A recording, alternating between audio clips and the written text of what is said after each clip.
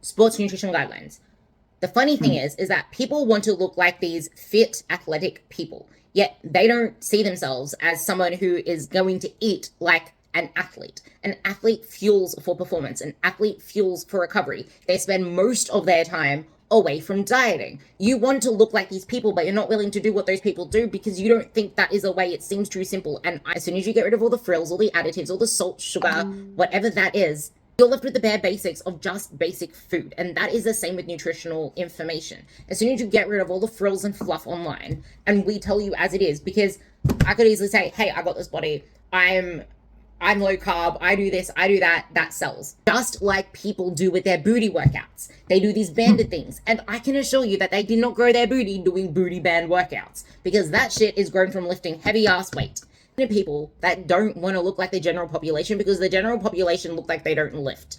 You want to look like you lift. Obviously, care about how we look. Therefore, you should care about what you choose to put into your body and how you fuel your workouts. Because going low carb is going to lead to worse body composition outcomes. Why? Your performance is going to go down. Your calorie deficit is not going to be a calorie deficit anymore. Why? Because now that you're low carb, your energy is going to be low through the day. Say your training performance goes down, that's another one. You'll be battling hard to try to keep any muscle mass that you grew because now you can't perform as well. And then your recovery goes down. So now, because your recovery is down, your energy through the day is now down even more because you're tired. And then go to adding more cardio, go to adding more HIIT because now results aren't coming. Now you're depleting yourself more. Where do you think you're going to go from there? You want to perform like an athlete, you need to fuel for it. And if you want to lose body fat at the same time, you still need to fuel for it. It's just you want to fuel for it while keeping in an energy deficit. An energy deficit, not just a calorie deficit, because if you think of just calorie deficit, you're only going to be thinking about the calories you put in and thinking about calories as exercise. Energy is a lot more than that. It depends on the type of food you eat, how the food's impacting your energy. It depends on what activities you do.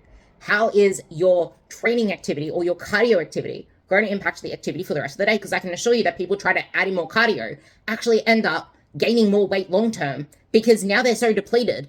They might have burnt extra in that session, but the rest of their day, they burn a lot less and you spend a lot more time in the rest of your day. And then the whole under eating through the day, overeating, you just moved less in the day because you didn't fuel it.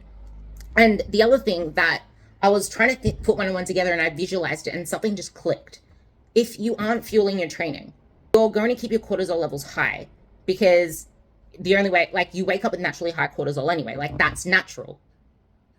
People who say that, oh my God, my cortisol's high, or some people that try to fear you into cortisol being high when you wake up, it's supposed to be. You just woke up. But say you're not fueling your training. Training is a stress, cortisol goes up. Say you haven't fueled that. Say your recovery is now here, you didn't fuel it, your recovery is going to dip down even more.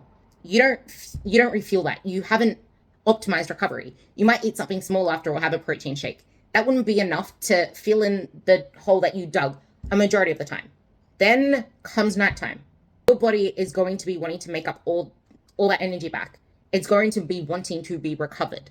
So you're going to feel a lot more depleted at the end of the day, wanting to have all of these extra carby, sweety, salty snacks towards the end, and probably still not feeling satisfied after that because your body didn't get its chance to be at its best in that period of time. And that's something that I found as well. And this is especially true when you're in a deficit because you're already in a depleted state.